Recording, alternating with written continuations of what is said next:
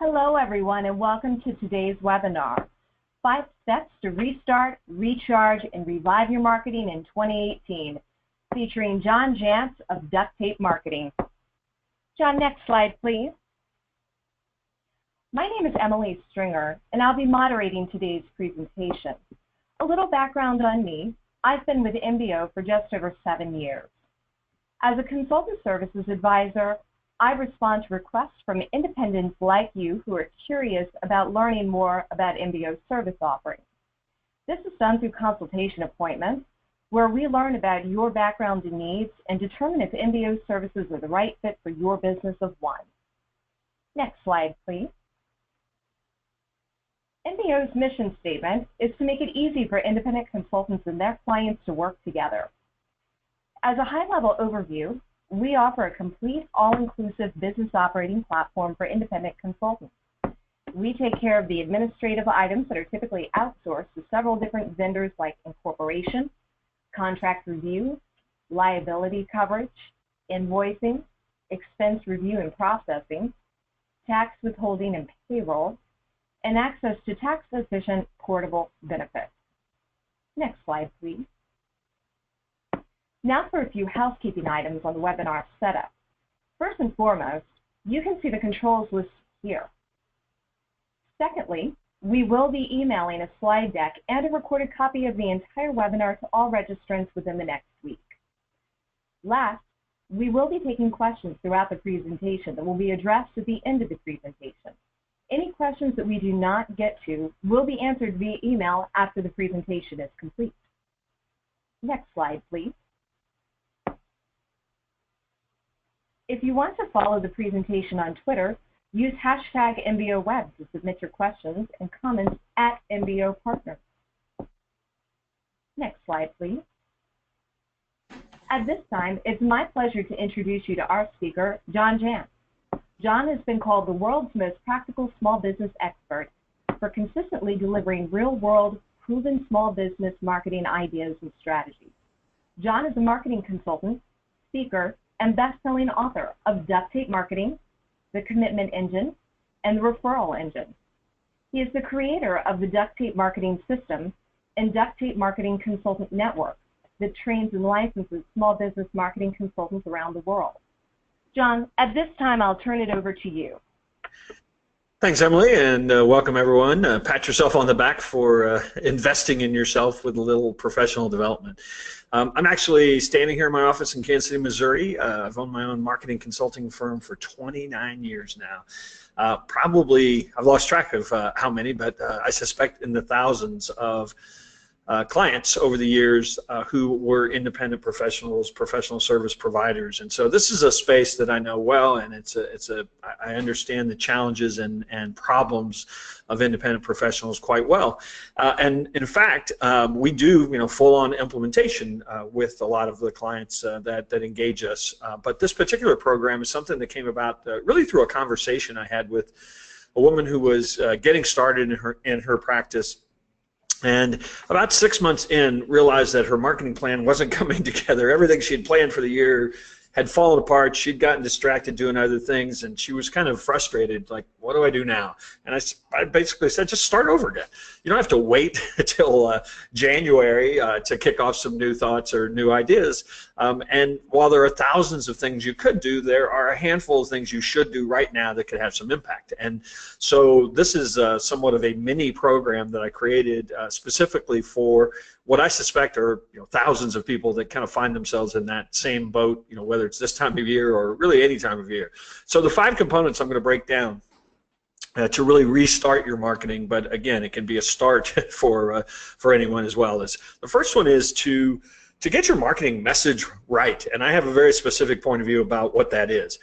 There are, I think, website design and the way in which people use websites has changed dramatically, and I think that you have to have some elements on your website, particularly in what I consider professional services, businesses, consultants. I think there are certain elements that need to be there.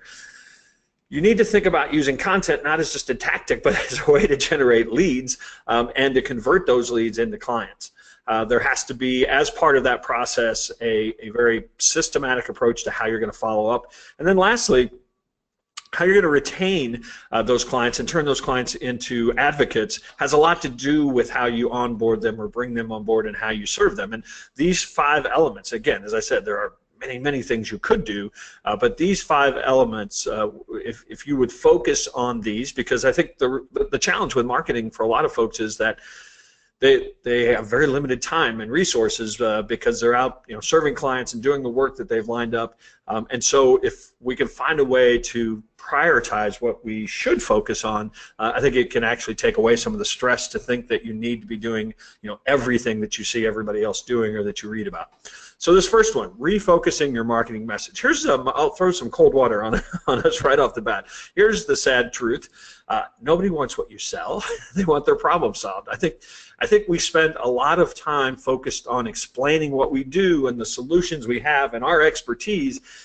And ultimately, if we don't connect with a prospect around a challenge that they have, and that challenge may be something that they have that's unrelated to what we do, if we can't connect with an understanding of the problems that they have, and then find a way to draw or guide them to our solutions that are going to that we're going to promise to solve their problems, I think we have a real tough time standing out. So here's a couple things I want you to consider. When you are creating a core message, and I'm going to come back to how we're going to use this on your website, but when you are creating a core message of differentiation, you really have 2 jobs. One of these things has to be accomplished, or you're just going to be a commodity. You're just going to continue to compete on price. The first one is you have to change the context of how the world views what you do. So if you are a tax accountant and you're like every other tax accountant and everybody just assumes all you do is tax accounting, you're going to have a challenge marketing your business unless you can find a way to change how the prospect thinks about what it is that you do. And then the second one is one that I love working on, and that is to find a way to make the competition irrelevant, or at least incomparable, that what you do or how you do it is so different than everyone else in the industry that there's no sense even trying to compare you to somebody else. All right, let me give you a couple examples. The first one is an architect. So general contractors have a problem. General commercial building contractors have a problem, and that is that they can't start a project, or they can't get paid to start a project until the plans are approved in most cases. And so what that means is they can't buy the equipment or the materials or even add additional staff or crews until that plan gets through, because they can't draw on the money. So that's the challenge they have. Quite frankly, building a building from an architect's plans is pretty much routine for them now. So that's not their problem. They're not looking for an architect necessarily that can help them build a building. Their problem is that they want to get started, they want to get paid faster. So we had a client that is an architect, and of course they went out and told everybody, we do great buildings, here's all of our credentials. We went and talked with some of their clients and found that that actually this particular architect firm helped them get paid faster. That's actually what the commercial contractors were telling us. And what we learned was that they had some processes. They actually had some staff members that were on city councils and in zoning boards, and so they were actually able to get through the red tape, or at least they knew where the challenges were going to be from getting plans approved. And so this particular architect, we actually changed their entire message around to being the contractor's architect, an architect that helps his clients get paid faster. In fact, when they would go out to their business development, people would go out and speak at networking events to potential clients, they would actually talk about this element. We help contractors get paid faster. So it really changed the context of their entire industry, or at least how they were viewed in their market. And that change alone, and obviously the ways in which we chose to amplify that change, took them from being pretty much a lower pack, lower third in terms of the industry in their city, to really being the #1 design build architect working with and partnering with contractors in about an 18-month period. Now the second one I want to give you an example is this is a software company that actually sells scheduling software for universities. So you imagine all the classes that have to be scheduled and the buildings that have to be managed, and the various facilities on a pretty good sized campus. It takes software to manage all of that. Well, there are only about half a dozen players in that very specific niche of software. And in our particular case, we had a client that we went out and spoke with their clients, and they were probably the most expensive option. So we were really curious why people hired them or why people brought their software in. And what we found was that the buyers were telling us that, yeah, sure, the software does what it's supposed to do, but we're also able to get analytics and data from this company like no one else that actually allows us to graduate people faster, allows us to have the right balance of what classes we need, allows us to make tuition more affordable for that purpose. And the schools, their problem certainly looked like it was scheduling classes, but actually the real problem was that the state funding that they were receiving was based on meeting these targets for tuition affordability and for graduation rates.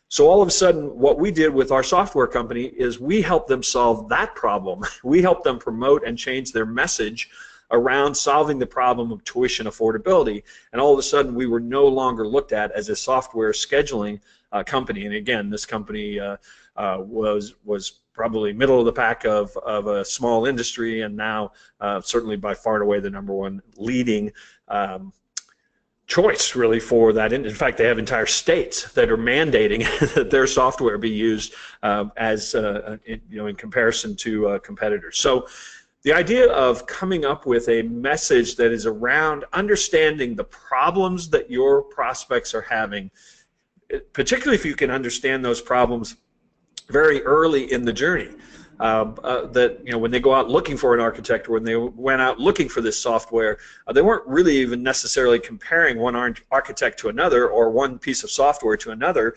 They were actually solving the problem of getting paid faster and solving the problem of tuition affordability. So that's how you have to think about problems, and I'll tell you one of the best ways to understand what those problems are. I know this is very old school. This is not only is this a phone with a cord hooked to it, but pick up the phone and call some of your best clients and ask them, why they chose you, why they stick with you, what you do that other people don't do. And make sure that you listen carefully. This is not scientific research. What you're looking for here are themes. And so if they say, well, you provide better service, that's a great thing, but it's also nothing you can really bank on. I mean, anybody can claim that. In fact, probably most of your competitors do claim that. So you need to think and dig a little deeper and say, well, what does good service look like to you? Or my favorite, tell me a story about a time when we provided good service, and listen for the actual words and themes that come about from those interviews.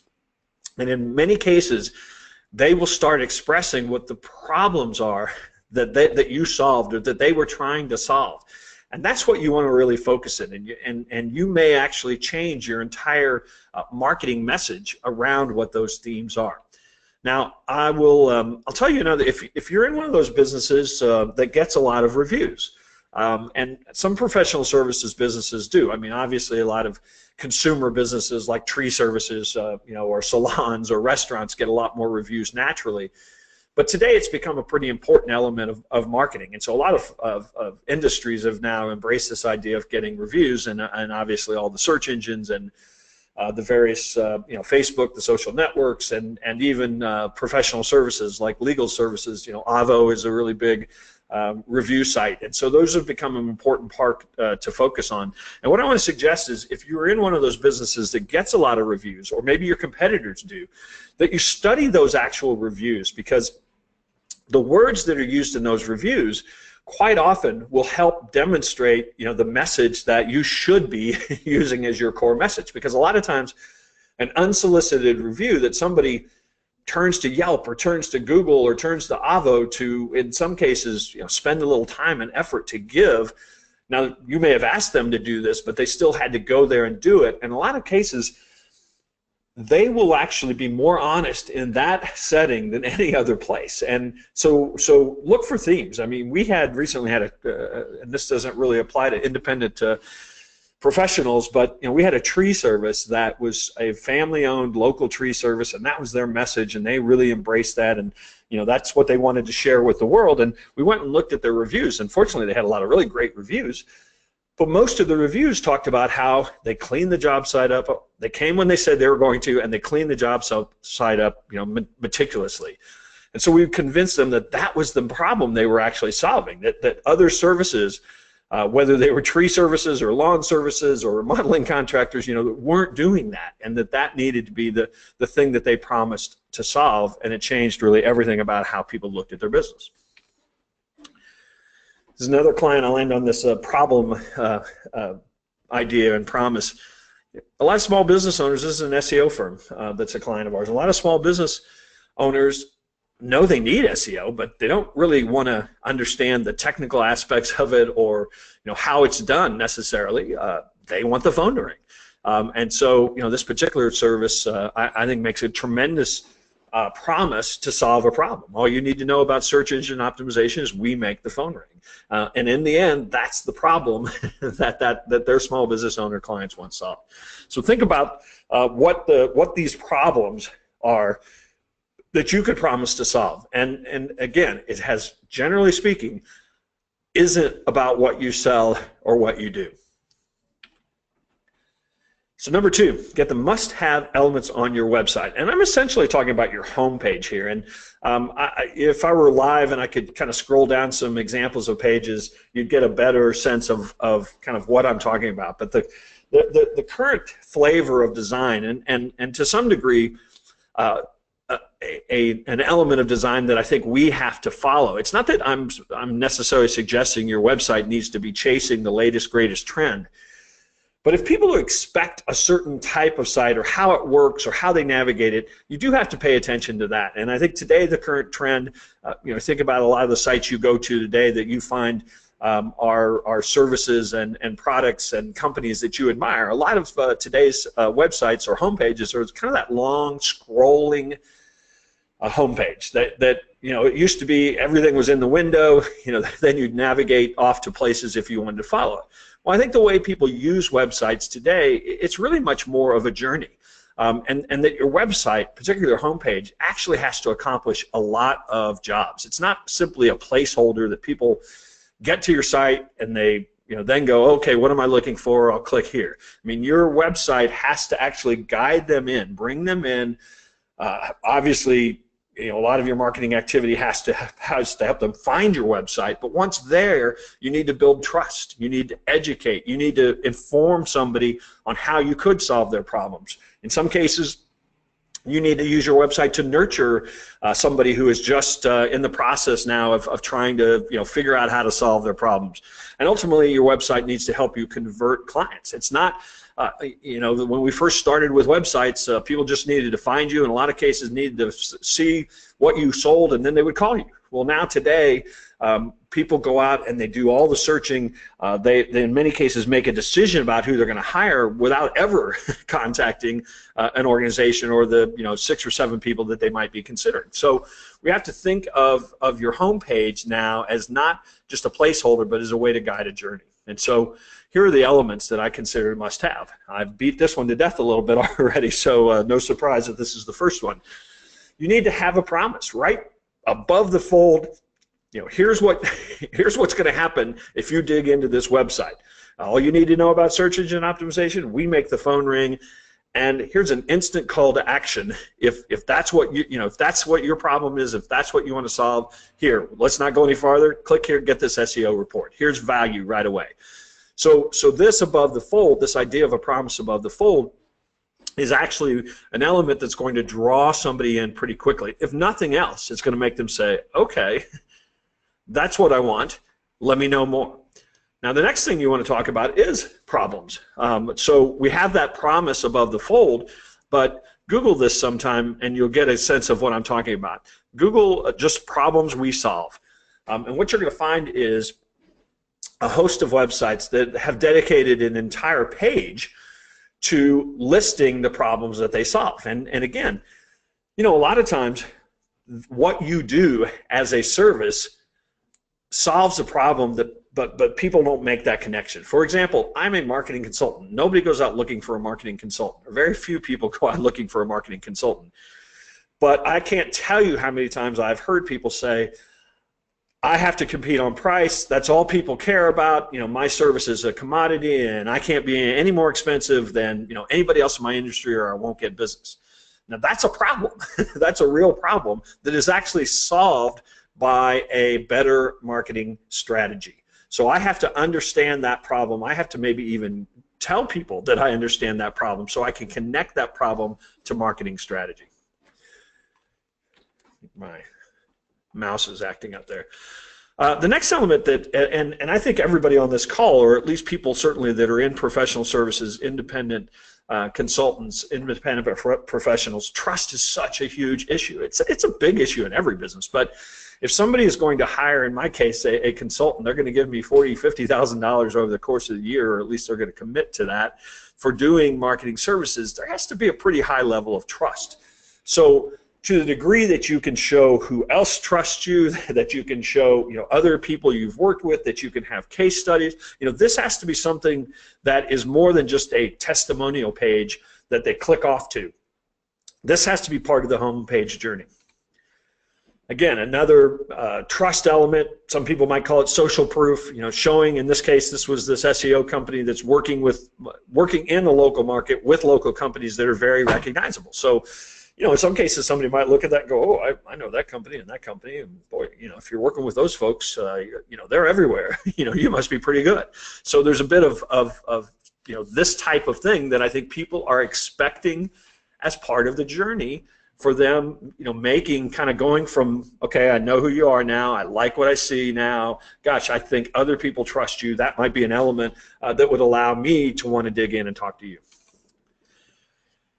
Today, I'm a huge WordPress advocate, and most of the sites that we recommend and build are built in WordPress, and most of the themes allow you to actually bring blog content to the homepage. And this has, I think, has a number of benefits. First off, for Google's sake, it shows changing content that is coming to your website. And again, this is all theme driven.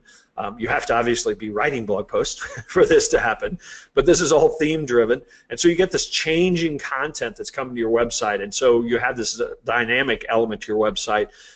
But it's almost like the website is now become a showcase for everything that you're doing, and that the way we structure the homepage is kind of a journey to then have somebody say, oh, here's 3 pieces of content. I might actually want to go. I want to drill into that particular one. So it's like the table of contents almost for your website, or at least giving enough of a sense of everything that would happen if I would dig in here. Now, video has become a huge component, and I'm a huge fan of video on a website, on a homepage. You can do it a lot of places. I love video FAQs, product or service descriptions, but starting off, on the homepage with that, here's who we are, here's who I am, particularly independent professionals. In many cases, they're hiring you, they're hiring a relationship, they're hiring somebody that feels very trustworthy, and video is a great way to really get that idea across. Make sure that you fill up your homepage with calls to action. I know you've seen some that are over the top. Internet marketers are great, for having about every third paragraph having some sort of call to action. But make sure that if you have a free consultation, if you have free reports, if you have, if you just want to give some people away, like in this case, talk to us. Having those calls to action and making them pretty bold and kind of scattered around the site is really a good way to think in terms of how to use calls to action. All right, so I'm going on to number 3 now. Create a lead generation content plan. And I string those words together because I think for a lot of folks, content, we kept talking about content being king and how you had to produce lots of content, and that just really led people to, first off, a lot of stress, but it also led people to producing a lot of content that wasn't very valuable, or at least had very little intent for what you were trying to accomplish with the content. And really, I talk about content now as being air. I mean, it really does drive every channel. You can't rank for search terms without content.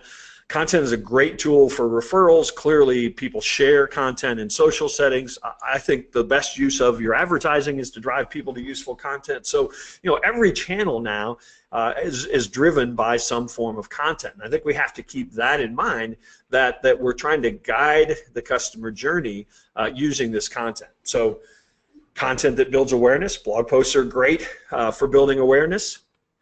Content that builds trust. Those, I showed you some of those, the testimonials being on some of the review sites. That is content.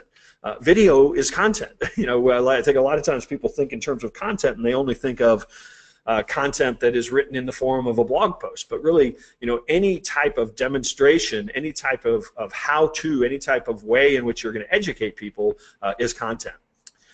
Now, the good news, though, I don't think you need as much content as you think.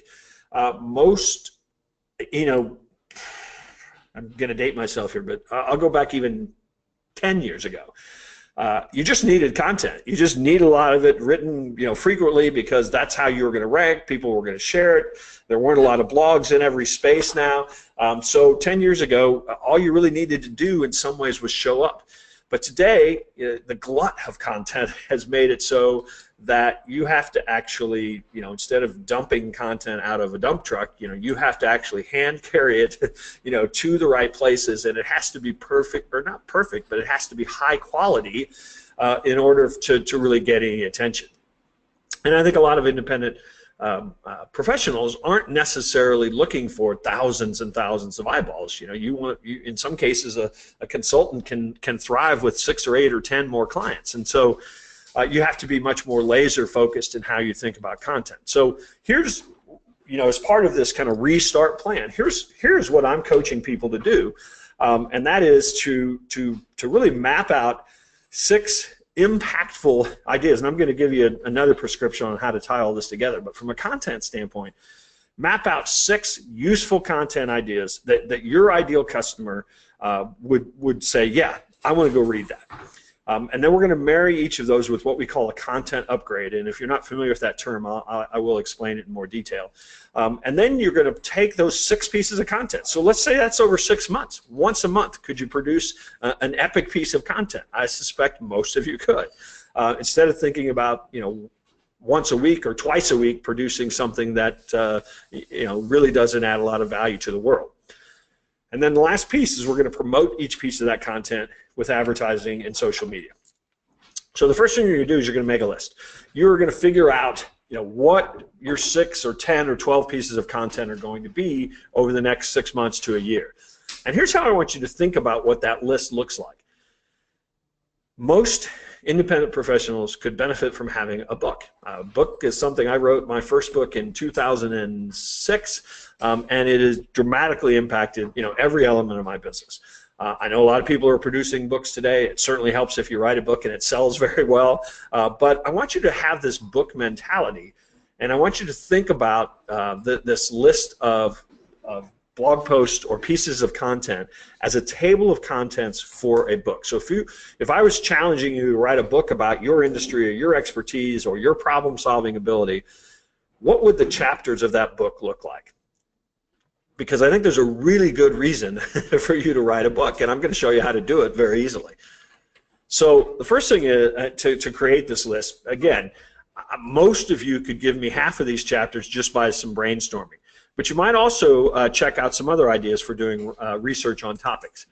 If you type the words forum, the plus sign, and then any key term in your industry or about your industry, you're probably going to find some very active forums that are related to your industry. And the reason I love these are because this is a great place to find the problems people are having, the trends in an industry, the challenges that people talk about. So it's going to be a great brainstorming tool. You might look at your sent email. There's a good chance that you've actually answered a lot of questions that come up over and over again, or you're constantly solving problems for people that are similar that might make it onto your short list. And then a lot of times when you're doing searching, the titles that Google, or the terms that Google puts at the bottom of a search that they call related searches, in some cases can be some clues to other areas for content. There's a few tools that I use every single day that I'll share with you, and again, I'm a person that does this professionally, going out and helping people find and produce this content.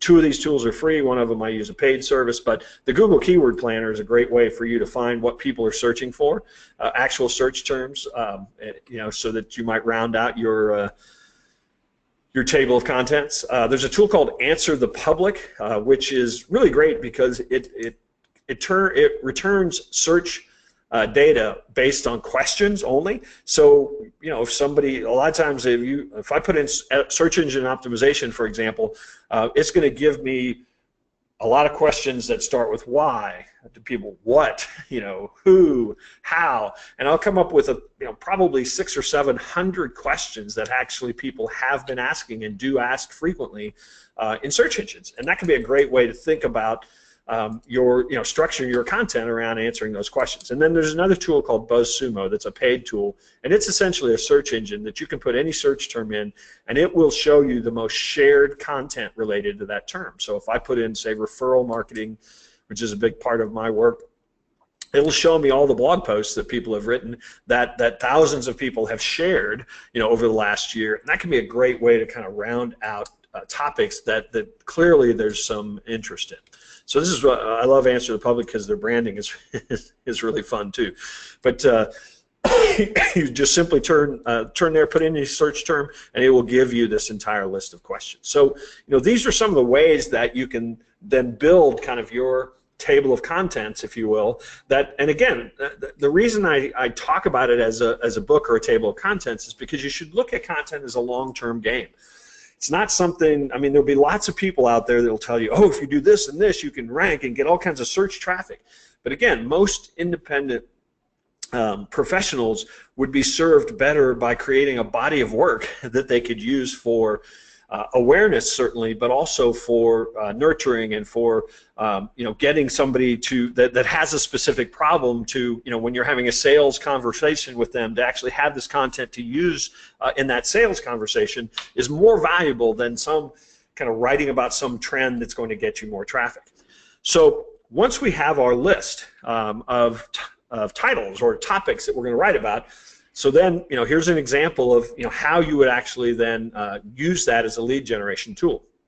So this is off of my blog. I wrote this a long time ago, but this was a very popular post written for this specific purpose: 16-step checklist for the perfect blog post. So I'm trying to attract people that are writing or that want to write, from a marketing standpoint. So I write that post, but then somewhere in that post, I have also created, and this is what we call a content upgrade. So this is an actual checklist that somebody who came to this blog post who was interested in the topic, read halfway down the topic, all of a sudden now has the ability to just download this whole list in something they can set by their desk or pin up on a wall somewhere, and then when they go to write a blog post, they can look down this checklist. So that's really high value for somebody who already demonstrated interest in this topic. So the beauty of this kind of thing, just to show you, why it's so impactful, is clearly it's highly personalized for the person who was attracted to this content in the first place. It's also very easy for them to get. It's not another 20-page ebook that they probably won't read. It's something that is useful, has some utility right away, easy to get, no real big commitment. So on our, I have ebooks on my website, and those converted about 1 to 2%, meaning people come and they see an offer, and 1 to 2% of them will actually sign up for that. On something like this, if we promote in a campaign, 17–18% of the people that come here will sign up for this. Now, obviously, what we do with that sign up is what's going to make it most valuable, but the fact that we can get so many more signups by using this content upgrade. So essentially, that's what I had suggested. So you write these 6 or 8, or you map out your 6 or 8 or 12 topics, and each one of those should have some sort of utility that goes with it that people are going to want to subscribe to, they're going to want to get.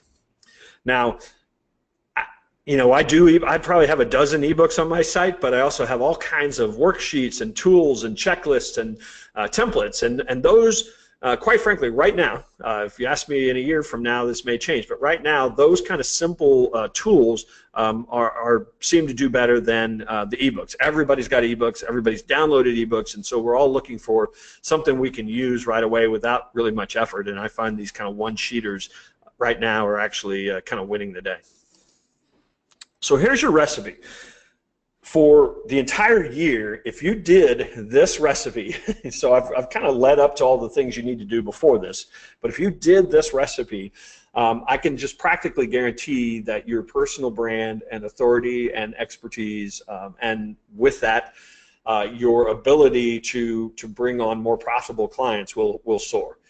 So create 12 pieces of content over the next year with an upgrade attached to each. Now you can do this, it doesn't have to be in this exact order, and then conduct a webinar around each piece of content. Now, the reason I say you don't have to do this in order, because if you conducted a webinar that was one of these topics, you did that first and then just transcribed it, it would actually write the blog post for you. So in some cases, people like to do it in that order. But either way, you're going to record that webinar, you're going to archive it, you're going to transcribe it. So now you've got even more of a body of work around your themes and your topics. And then at the end of the year, I would take that, and again, that's why it's so important that you plan this in the beginning. I would take that and I would write a book. I would put it in, get it edited, put it on CreateSpace as a soft cover book or an ebook, a Kindle book, or both, and use that as your calling card now for your business, for your expertise. Again, all along the year, you're producing valuable content. You're going to use this content to generate more business. But then you're going to actually create that book, which is now going to be a tangible asset that you can use in your practice or in your business. From there, get booked on podcasts. I actually started a service called Podcast Bookers just to be part of this plan. But get booked on podcasts, get booked in speaking engagements. So taking this recipe, spending, and again, maybe there's some overachievers on here, and you can do this in 6 months. But somewhere in the neighborhood of a year, if you took this recipe based on what we talked about today, this could be your entire marketing plan for the next year. All right, so how are we going to follow up? How are we going to, some of you probably can't wait for a year to get new business. So how are we going to follow up and get that new business based on this recipe? Well, as I said, you're going to start writing blog posts that address big, obvious problems. A great one for me as a marketing consultant is, 5 reasons your competitors rank higher than you in search engines. That could be a pretty epic piece of content that goes along with some sort of SEO checklist. So that would be an example of one of my monthly themes. So I'd write the blog post, I'd create the upgrade for that, and then I would advertise that blog post. I say advertise the upgrade, but what we're really going to do is we're going to go out and now find a very targeted audience, and we're going to send them to that traffic, to that blog post, because that's how we're going to create leads using this content. This is not a Facebook advertising session, but essentially you're going to create an audience. You're going to just put that blog post on Facebook. You're going to get people to that post, and then you're going to reach out to the opt-ins. And again, in our particular business, what we'll do is, we know that people are interested in that content. We'll get hundreds of people to opt in to that content, and then we'll immediately put them into a series of follow-up emails where we will actually give them more opportunities to take action. So we're not necessarily just going to sell them something. We're going to, in that series of 3 to 5 emails, we're going to get them to make what a lot of marketers like to call micro commitments. So in other words, we're going to send them to that email, and we're going to say, hey, if you like that, you ought to go here and check out this free resource. And then everybody that checks out that free resource, we are actually going to now put in a whole nother bucket because they've taken another action, and we are going to reach out to them. We're going to specifically say, to them, hey, I think what you're doing is great. I think we can help you. We're going to qualify them with some research. So, anytime that free is on the table, you're going to get a lot of tire kickers. And so, if we have people take us up on this upgrade and then make another step to another free resource we give them, we're going to take we might be looking for 6 or 8 or 10 more clients. So we're going to take the time to qualify them now because of what we can know about them, online, rather than trying to close them and then qualify after. You ever get that client that you close and then all of a sudden the objections start coming that you should have realized long before you even had your first conversation? So we're going to look at their business. We're going to look at their website. There's a lot of things we can know about their business before we ever reach out. But once we do decide that somebody is somebody we want to work with, because they've taken the action, because we've gone and taken the step of looking at their website and qualifying them, we're going to set an appointment to actually deliver an audit, to deliver a valuable consulting process, because we're absolutely convinced that they would make an ideal client. And so we're willing to invest that in our follow-up. So in other words, we're building this semi-automated plan, but it's not really automated because it's very targeted. It has the right message. It has the right content. We know we're going to attract the people that we're after because we know what their problems are. Then we're going to actually not automate the process necessarily of reaching out to them, because again, if you don't need 1,000 prospects next month, focus more on the quality of your follow-up than on some sort of automation process or lead generation funnel that somebody is pitching. And when we do that, we get somebody to that point, we're gonna deliver value. We're gonna go out and we're gonna tell them, here's what we think are the issues. Here's what we think are the priorities. Here's what our recommendations are, because again, we believe that they are the right prospect. Now, this is a step in it where you could actually add a paid process, and in fact, in most cases, we get to this point and we actually pitch something we call a total online presence audit that is low cost, relatively, for marketing consulting. It's $700, and so people take that process. We can invest a tremendous amount in delivering, value over the course of an hour-and-a-half presentation. They feel like they got value because they paid for it, and typically that's where we'll then, move to upsell them, so to speak, to our full consulting. But this, if you do this process right and you target the right folks, you have the right message, you can afford, I think, in many cases, to spend more on your follow-up. Now, the last piece I want to talk about is, once you get those clients, to me, the real shame is that a lot of people are really good at getting to yes, and then they kind of drop the ball, or they, it's a different experience every time, and I think they erode the customer experience. And really, today, it's all customer experience. If you think about that whole journey, people are coming to your website. If they're finding what they expect to find, they're going to take the next step. If your forms on your website operate the way they expect them to operate, they're going to take the next step. If when they reach out in that first discovery, meeting you have with them, they're going to take the next step. And I think that a lot of times, we don't appreciate enough the fact that this customer experience has to be looked at stage by stage by stage. I mean, this was just to illustrate that point about the website. This is 174 consumers that do not work in marketing or at a marketing agency, and 76% of them said the most important factor in the design of a website was that the website made it easy to find what they wanted. So it's not about design, it's about the customer experience, and it's about the journey.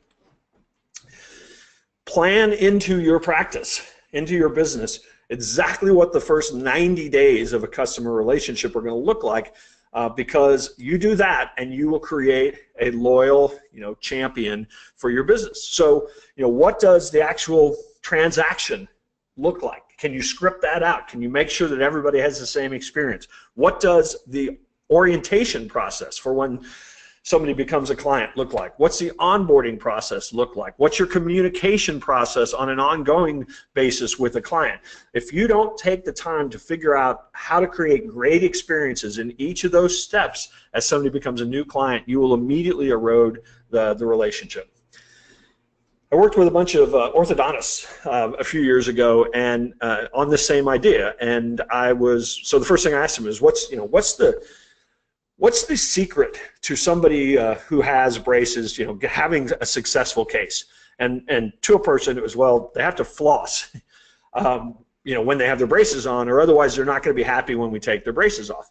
And so, follow-up is, okay, what's the challenge to that? Well, everybody hates to floss. And so what we developed was this process where this group of orthodontists would take once a quarter, they would take a patient or a case that they thought would be an ideal prospect for this, and they would significantly discount their services for the agreement that that person would actually keep a journal of what they ate, keep a journal of their teeth brushing, actually do some videos of them flossing in kind of a fun way. Again, a lot of these were teenagers. So they were actually producing content for them around this idea of success, but in the kind of the language, I guess, of the client. And then they would also have them and their parents, of course, because in this case the parents were paying for it, journal about the experience, about what happened when we communicated this way. And what they found was over in a really short period of time was that first off, these clients loved doing it. I mean, they got the discount, but they actually loved kind of the participation as well. And they learned so much about what they needed to be producing, how they needed to be talking to their clients, gaps that they had in their customer experience. So I think every business could take this idea to heart, that you pick a client once a quarter and just make them kind of part of your marketing team. I mean, make that a part of the deal, and I think you will find that there are so many things that we just take for granted that happen in our businesses that aren't necessarily great customer experiences. So those are your 5 things. Refocus your marketing message. Get those must-have elements on your website. Think about content as a lead generation plan, not as a tactic. Perfect your follow-up in that lead generation process, and then make sure that you're creating a great customer experience once somebody becomes a customer, because as we all know, the best source of lead generation is a happy customer who's going to tell 10 other people how awesome you are. If you love this approach, and this will take me about 2 seconds to explain this, but I actually do coach people in groups through every one of these steps, where we actually produce each of these over a 5-week period. And it's a complete training course. I do them in groups of 8 to 10 service professionals, consultants, and so if what I talked about today, it seems like something you need to have, here is the next group starting November 21st, so in a few weeks. There's the URL where you can actually find out exactly what we do and when we start and what each session looks like. So ducttape.me/DTM plan. So Emily, if you're still hanging around, I think we're time for questions. Great. That sounds good to me, John. Thank you so much for a lovely presentation. It was incredibly informative. Lots of great feedback for our consultants to take in. I know I see several names on the line that I personally work with who very much are in a place of ramping up their branding. So this is great information to share. So before we go any further, we want to put up a couple of polls just so that we can get the appropriate information out to the appropriate parties. So we will go ahead and very quickly get these launched. First and foremost, who would like more information about MBO Partners? We will give you about 30 seconds here so that we can capture this information. So starting now.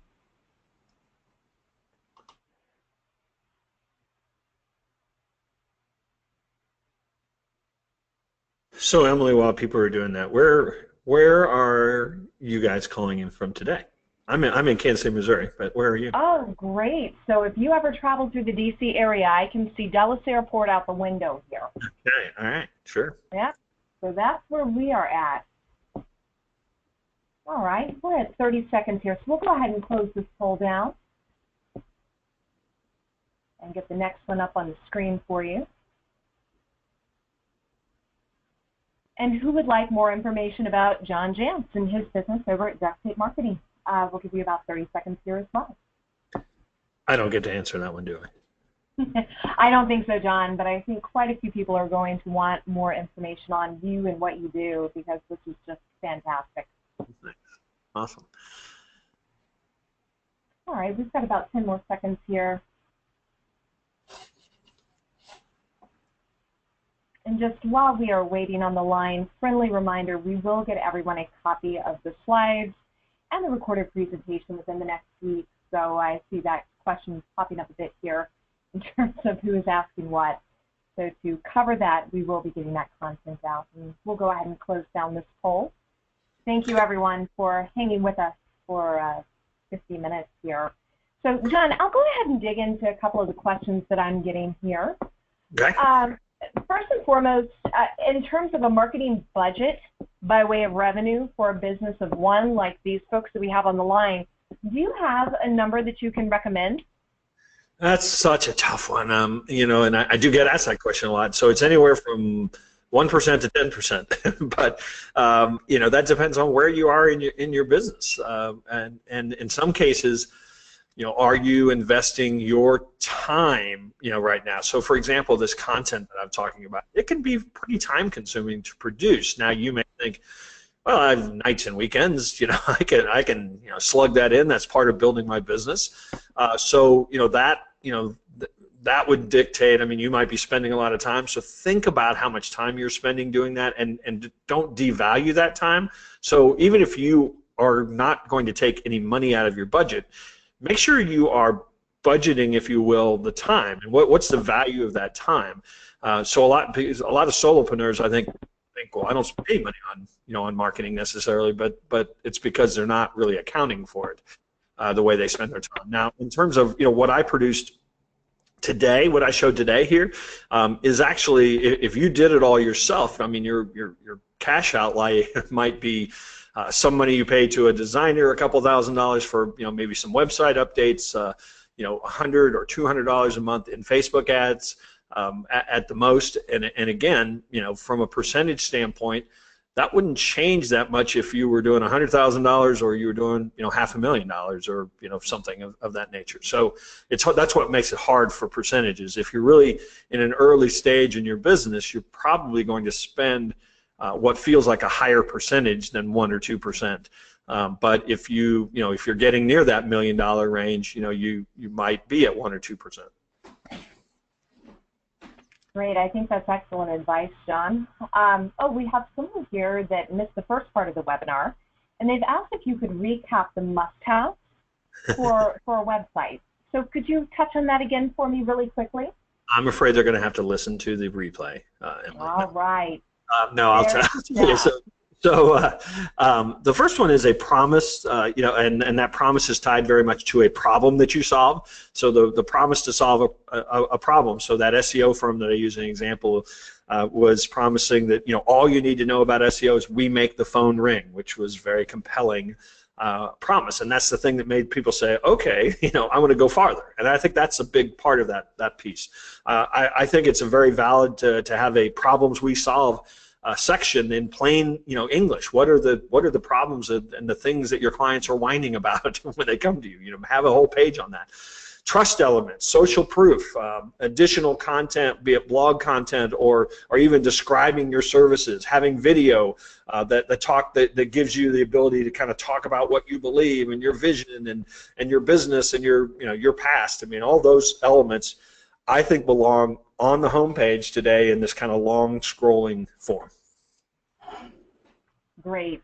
Thank you, John. Another quick question here that is kind of an interesting one coming in from a wedding planner.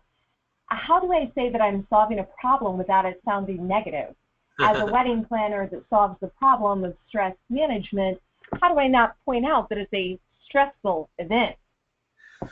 Well, yeah, obviously you'll have to play with some of those. I mean, a lot of times when we come up with these problems and we start testing and we start talking about them, or in conversations with clients and seeing how they react. But I suspect in your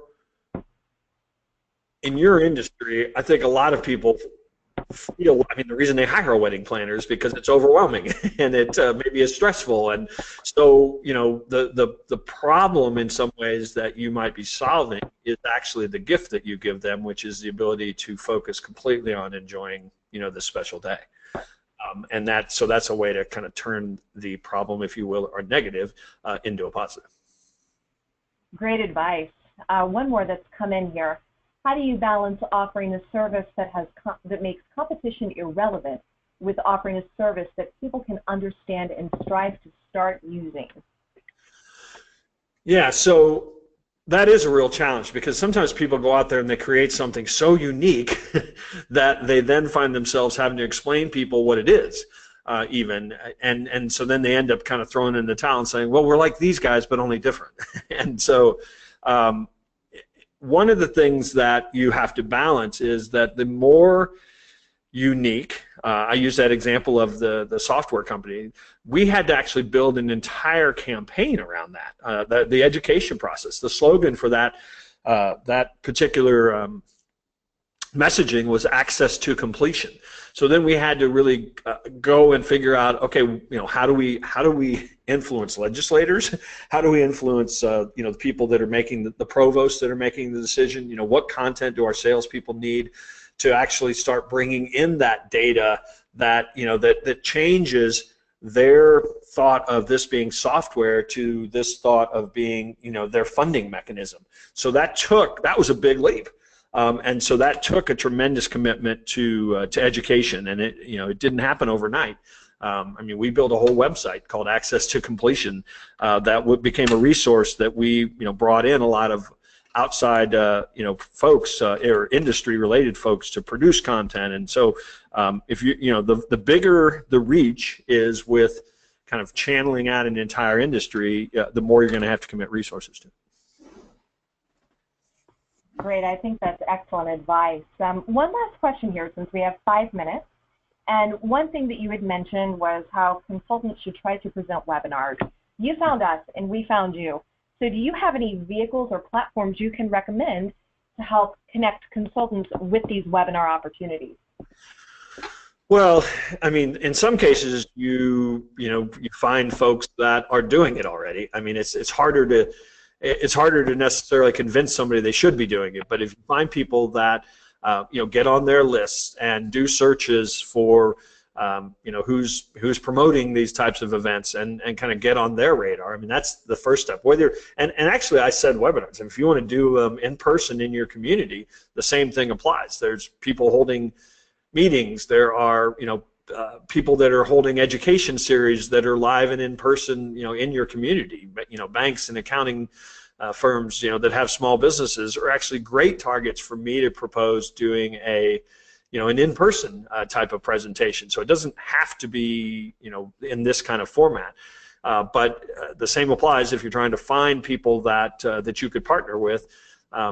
First one is find people that are doing it, and then the second one is to really find a way to pitch them on useful content. And useful content is not necessarily useful for you. It's useful for their audience. And so understand their audience, understand what value you could bring, maybe share, do a few of these, even if you don't have a live audience, do a few of them so you could kind of share examples of what, especially if you're getting started. You've got to kind of prove that you can pull this off. I think in Emily, in your guys' case, duct tape marketing has been out there long enough. You've seen a lot of this kind of content from duct tape marketing, so it's obviously much easier for me as a recognized brand. But it didn't start that way. It started for me, kind of demonstrating to people that I could deliver. So build. You might even want to build a little page on your site that says, here are the topics we can talk about. Show past slide decks, or get a recording tool like Loom or ScreenFlow, for example, and just do a screencast, and record it, and so that people can get a sense of the quality of your delivery and content. That's all great advice, John. Great tips, great tricks to share with our consultants. We always recommend community involvement as well in terms of getting your name and your brand out there. So with that said, it is 1:58. We are going to get things wrapped up here. Again, John, thank you so much for joining us today and giving a wonderful talk to the consultants that we so value, and to all of our participants for joining us and staying on the line with us for an hour. Stay tuned for future webinar opportunities, and be on the lookout for the slide deck to come through within the next week. Thank you again, John, and thank you again to all of our attendees. My pleasure.